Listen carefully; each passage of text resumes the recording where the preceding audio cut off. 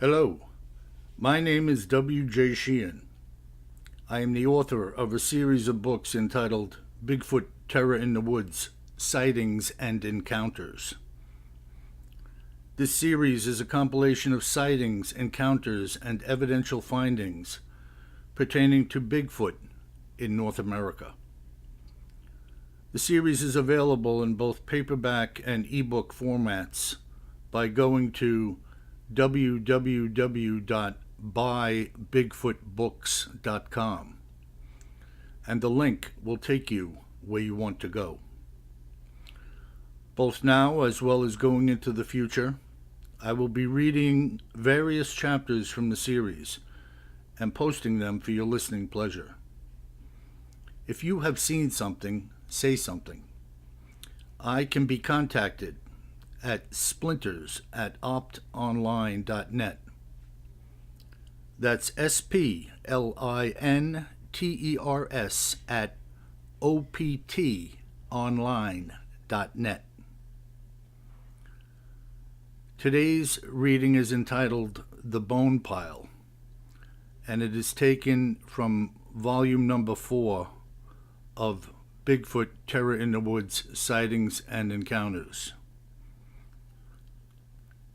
You will see, or rather you will hear, as I begin this reading, I am referencing yet another pile of bones that was found by a separate hunter in similar circumstances. I hope you enjoy it. Although I, as a writer, under most circumstances do not consider repetition to be advisable, when we are speaking of all things Bigfoot, repetition seems to be the norm, as far as they and their habits are concerned.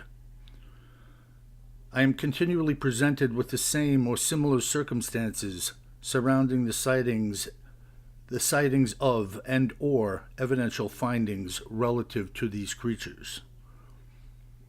In one of my previous witnesses' testimonies, there was a collection of bones found in the deep woods while he was on the hunt.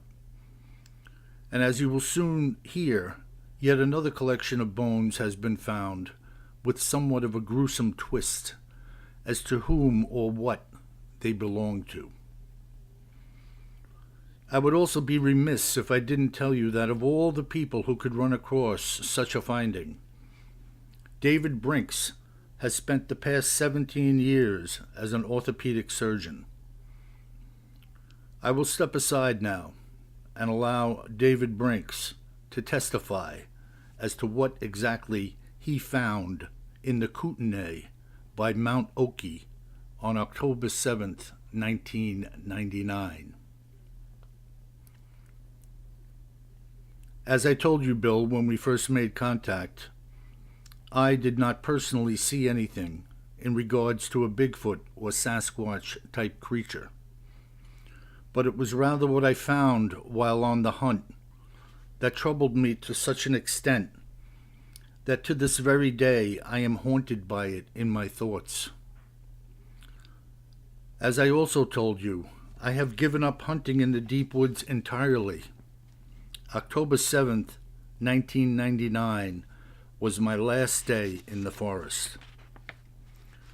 I have likewise sold off my entire collection of long rifles, which had been quite extensive and expensive as a result of what I encountered that day. I had hiked in about 6 miles, following Tokum Creek, to where I had reached a point where I was in, shall I say, the shadow of Mount Oki. While hiking in this entire area, it is full of life of a variety of sorts.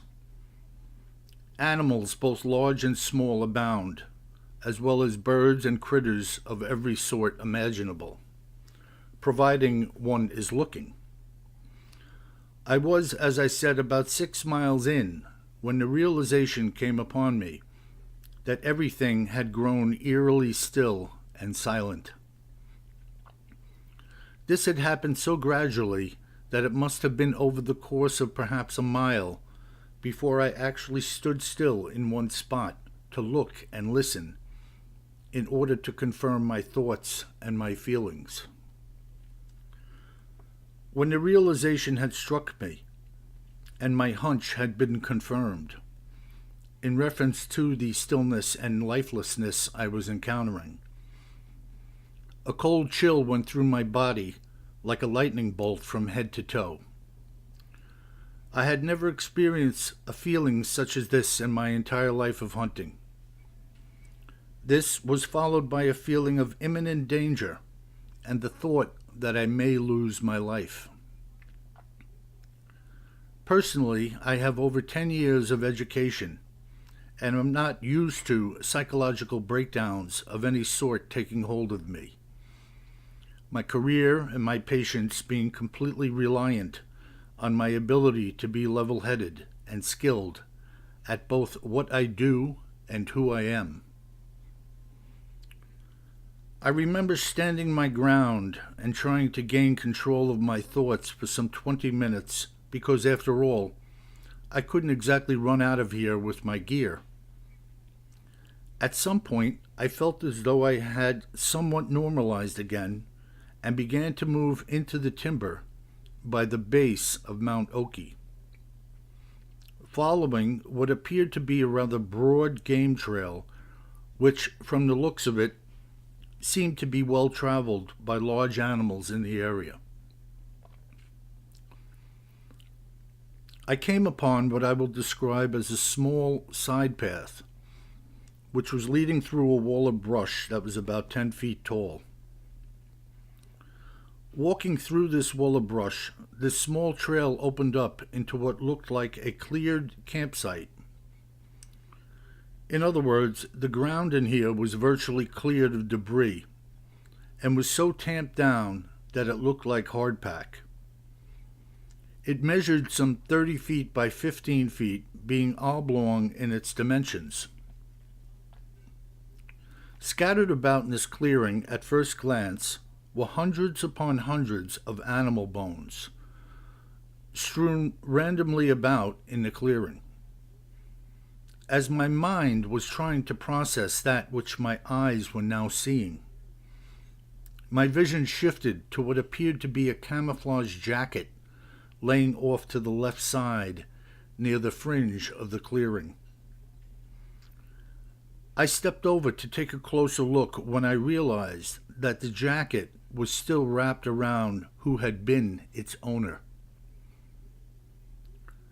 The waistline of the coat was collapsed to the ground, and when I lifted it open with a stick, the remains of a human pelvis were visible, devoid of the lower extremities.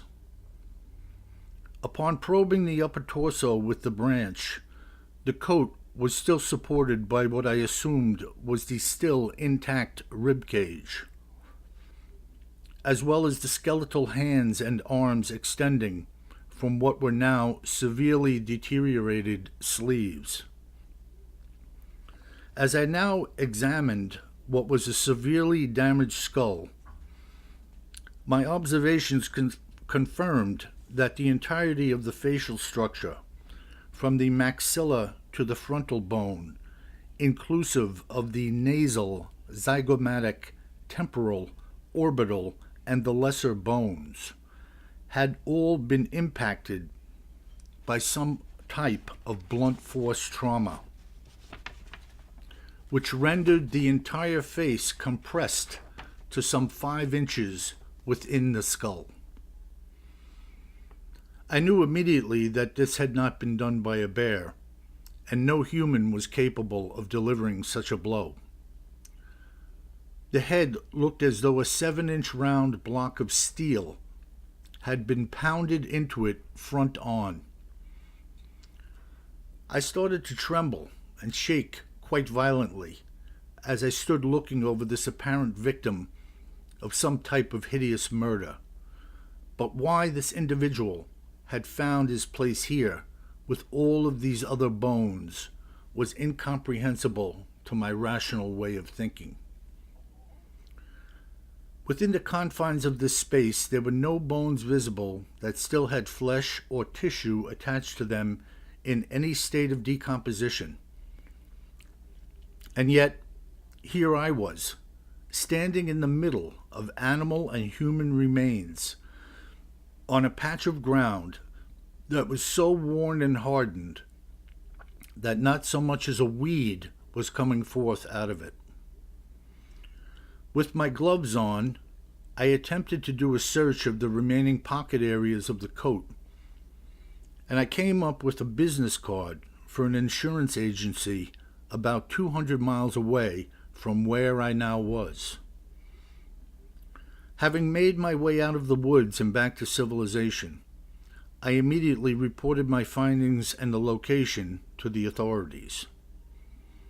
I gave them the business card and offered to take them back in to where I had made the find if they desired me to do so, to which they responded that they would let me know if they needed any further assistance on my part. To this day, I am tormented by having found this torso with no legs, lying in a sea of bones within the forest. Something or someone had spent a lot of time in that clearing to have worn it down to the state in which I had found it. It had the appearance of a campsite that was used on a regular basis by a family of 5, and yet nothing was there when I had arrived. Out of everything that I had seen and felt, it was the damage that had been rendered to the individual's face that haunts me to this very day.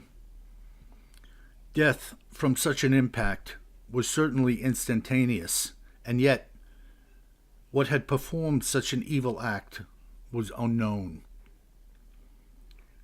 I contacted you because my own thought process had brought me around to the notion that this was done by a Sasquatch. I have never heard of or known of a bear to deliver such a blow, and the remains of the jacket showed no signs of having been slashed or clawed in any way, other than the natural breakdown of the fabric having been left outside in the elements for a prolonged period of time. Thank you for listening.